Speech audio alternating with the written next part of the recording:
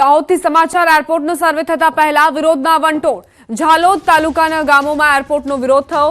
ઝાલોદના ટાઢાગોડા, ગુલતોરા, શારદા અને છાયણ ગામમાં એરપોર્ટનો સર્વે કરાયો. 4 ગામના ખેડૂતોના પડતા ઉપર પાટું જેવો હાલ, જેના કારણે ખેડૂતોએ વિરોધ કર્યો. ખેડૂતોએ સર્વેની કામગીરી રોકતા કલેક્ટરે ટાઢાગોડા ગામની મુલાકાત લીધી. સર્વે મિટિંગમાં પ્રાંત ડીવાયએસપી, મામલતદાર સહિત અધિકારીઓ હાજર રહ્યા. કલેક્ટર આગળ ગ્રામજનોએ પોતાની આપવીતી જણાવી.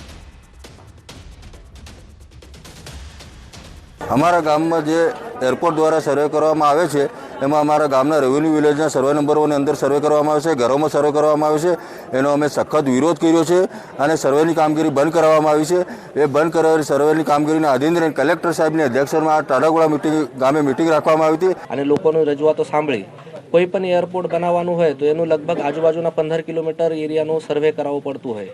પરંતુ क्या है कि एयर स्ट्रिप जो है એ લિમિટેડ એરિયામાં જ થતી હોય છે. પરંતુ લોકો સર્વે કરાવી રહ્યા છે તો એ આપની ખેતીની જમીન ન જાય કે ગામની કોઈ જમીન ન જાય, એના માટે લોકોના મનમાં શંકા હતી. તો એનું નિરસન કરવા માટે જ અમે અહીંયા આવ્યા હતા. સમાચાર સુરતથી પ્રાપ્ત થઈ રહ્યા છે, જ્યાં વધુ એક હત્યાની વારદાતને અંજામ અપાયો. ચોક બજાર વિસ્તારમાં હત્યાની ઘટના બની. ચોક બજાર વિસ્તારમાં આવેલ પારસ સોસાયટીમાં હત્યા કરીને હત્યારાઓ ફરાર. ઘરની બહાર કોઈ અજાણી વ્યક્તિઓ દ્વારા ચપ્પુના ઘા મારીને મોતને ઘાટ ઉતારવામાં આવ્યો. ઘટનાની જાણ થતાં 108 અને પોલીસ ઘટના સ્થળે પહોંચી. હત્યા કયા કારણોસર અને શું બાબતે કરવામાં આવી તે હજુ સ્પષ્ટ નથી. ચોક બજાર પોલીસ કાફલો પણ ઘટના સ્થળે પહોંચ્યો છે.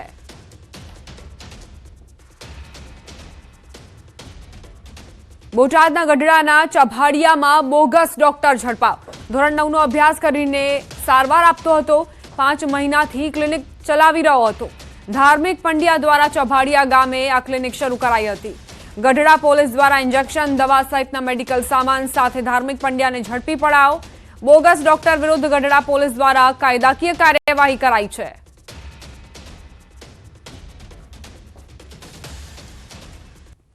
રાજ્યમાં સતત ત્રીજા દિવસે અકસ્માતોની હારમાળા સર્જાઈ.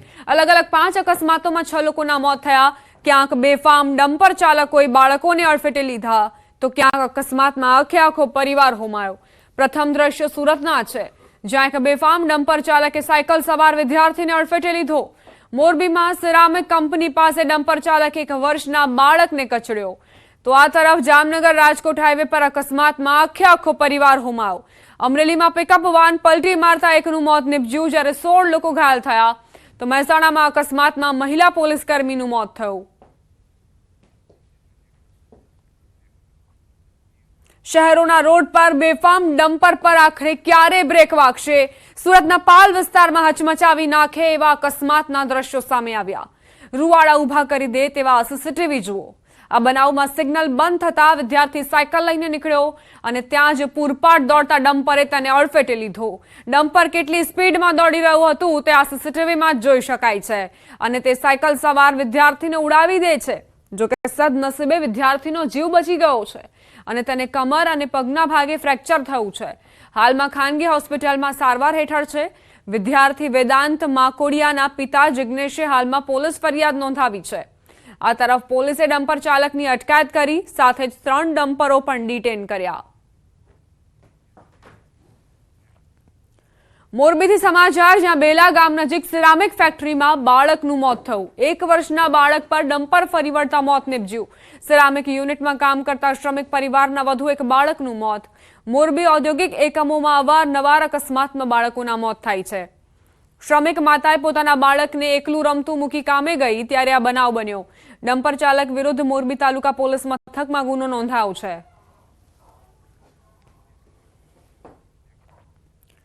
ગીર સોમનાથના ઉનામાં ટ્રસ્ટ સંચાલિત મહેતા હોસ્પિટલ એક દર્દીના વીમાના કારણે ભારે વિવાદમાં આવી. દર્દી જગદીશભાઈની મહેતા હોસ્પિટલમાં ડોક્ટર પંકિલ પટેલ પાસે ડાબા પગની આંગળીની સારવાર ચાલતી હતી. રિપોર્ટ બાદ કોમ્પ્લિકેશન્સ વધારે હોવાથી ડાબા પગની આંગળી ઓપરેશન કરી કાઢવા જણાવ્યું હતું. દર્દીના જણાવ્યા અનુસાર દર્દીના પગની એક આંગળીનું ઓપરેશન બાદ ડ્રેસિંગ કરીને રજા આપી દેવાઈ હતી. થોડા દિવસ બાદ બીજી આંગળીનું ઓપરેશન કરવામાં આવ્યું. બીજા ઓપરેશન માટે 2 વખત 4 દિવસ ઇન્ડોર પેશન્ટ તરીકે દાખલ કરવામાં આવ્યા. દર્દીનો આક્ષેપ છે કે તેમની જાણ વગર મેડિક્લેમ કંપની પાસેથી હોસ્પિટલે 39,000 પાસ કરાવ્યા. એ જ દર્દીનું બીજું 19,000નું બિલ મૂકતા વીમા કંપનીને શંકા ગઈ અને દર્દીના મોબાઈલમાં મેસેજ મોકલાવતા ભાંડો ફૂટ્યો. દર્દીએ આ અંગે ફરિયાદ કરતા હોસ્પિટલના ટ્રસ્ટી દ્વારા આ વાતને દબાવવા અને ભીનું સંકેલી લેવા માટે પૂરતા પ્રયત્નો કરાયા. દવા 1020ની મેં લઈ આપેલી છે અને 700 રૂપિયા લેબોરેટરીને મેં ભરેલા છે. એ મને 5 દિવસ પછી પરત આપી દીધા.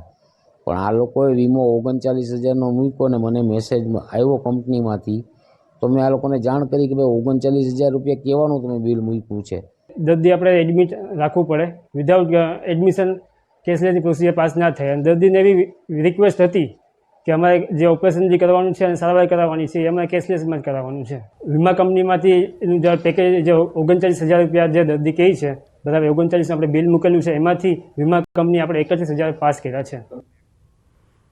રાજીવ ગાંધી પંચાયતી રાજ સંગઠનના પ્રમુખે ખેડૂતોને નુકસાનીના વળતરને લઈ મુખ્યમંત્રી ભૂપેન્દ્ર પટેલને પત્ર લખ્યો. પત્રમાં જણાવ્યું કે ગુજરાતના ખેડૂતો અવારનવાર અતિવૃષ્ટિ તેમજ અનાવૃષ્ટિથી પરેશાન થાય છે. ખેડૂતો દ્વારા વાવેલા પાકો નિષ્ફળ જાય છે.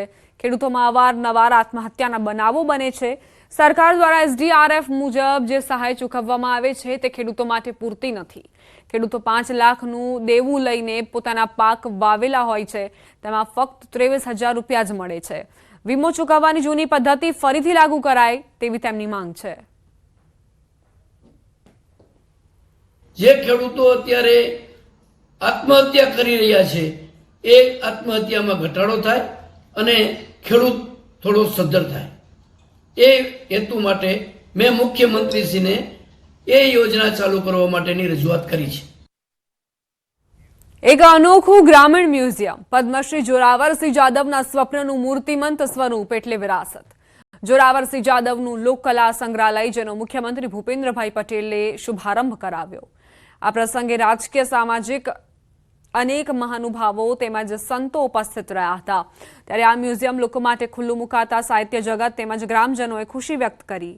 આ પ્રસંગે કાર્યક્રમમાં હાજરી આપવા માટે સંગીત નાટ્ય એકેડમી દિલ્હીના ચેરમેન સંધ્યાબેન પુરેચા તેમજ કર્ણાટકના પૂર્વ રાજ્યપાલ વજુભાઈ વાળા, પૂર્વ મુખ્યમંત્રી શંકરસિંહ વાઘેલા, પ્રદેશ કોંગ્રેસ પ્રમુખ શક્તિસિંહ ગોહિલ સહિતના અનેક રાજકીય સામાજિક કલા અને સંસ્કૃતિ સાથે જોડાયેલા મહાનુભાવો તેમજ અનેક ધામના સાધુ સંતો ઉપસ્થિત રહ્યા હતા. ઉપસ્થિત મુખ્યમંત્રી સહિત સૌ આગેવાનોએ પદ્મશ્રી જોરાવરસિંહ જાદવના સ્વપ્નનું મૂર્તિમંત સ્વરૂપ આ વિરાસત મ્યુઝિયમ અદ્ભુત હોવાનું જણાવ્યું. મોટી સંખ્યામાં લોકોએ પદ્મશ્રી જોરાવરસિંહ જાદવને વિવિધ સ્વરૂપે સન્માનિત કર્યા હતા. તો સ્થાનિક લોકોએ આકરુ ગામને દેશ અને દુનિયામાં ધ્યાન કેન્દ્રિત થાય તેવું સ્થાન આપવા બદલ પદ્મશ્રી જોરાવરસિંહ જાદવના આ કાર્યને વંદનીય ગણાવ્યું. મહત્વનું છે કે આ મ્યુઝિયમ તૈયાર કરવામાં 3 વર્ષ જેટલો સમય લાગ્યો હતો, જેનું સંપૂર્ણ આયોજન જોરાવરસિંહ જાદવના પુત્ર નરેન્દ્રસિંહ અને પુત્રવધુ જવનિકાબા દ્વારા કરાયું હતું. આવા સુંદર કાર્ય કરવા માટે પદ્મશ્રી જોરાવરસિંહ જાદવને હાર્દિક અભિનંદન આપું છું. રાષ્ટ્રીય શાયર ઝવેરચંદ મેઘાણીની સ્મૃતિમાં સાથે સંકળાયેલી ધંધુકાની ધરા પર આ વિશિષ્ટ મ્યુઝિયમનું નિર્માણ થયું છે એ ગુજરાતની સંસ્કૃતિનું ગૌરવ વધારનારની ઘટના છે. વિરાસતનું લોકાર્પણ આજે ગુજરાતના માનનીય મુખ્યમંત્રી ભૂપેન્દ્રભાઈના હાથે થયું એ આકરુના ઇતિહાસ માટે અભૂતપૂર્વ ઘટના છે. વિરાસત એ મારી ધરતીને મારી માતૃભૂમિને મેં વિરાસત મ્યુઝિયમ અર્પણ કર્યું છે. આવનારી પેઢીઓ માટે થઈને પણ ઘણી બધી વસ્તુઓ જે છે એ જાણવા મળશે, શીખવા મળશે. કદાચ મારા નહીં પણ આજે મારા વડીલો એમ કહેતા કે અમે જ્યારે નાના હતા ત્યારે સાહેબનું નામ અમે સાંભળતા જ્યારે ભણતા ત્યારે. લોકકલા કેન્દ્રનું મ્યુઝિયમ બનાવ્યું છે તો તેના ઉદ્ઘાટન માટે આજે CM સાહેબ આકરુ ગામે પધારેલા હતા અને જોરાવરસિંહ જાદવ સાહેબે નાના એવા આકરુ ભાલ પંથકનું નાનું એવું આકરુ ગામને આખા દેશ દુનિયામાં જાણીતું કરેલ છે. શિયાળો આવતા જ ભાવનગર જિલ્લામાં સીતાફળનું ધૂમ ઉત્પાદન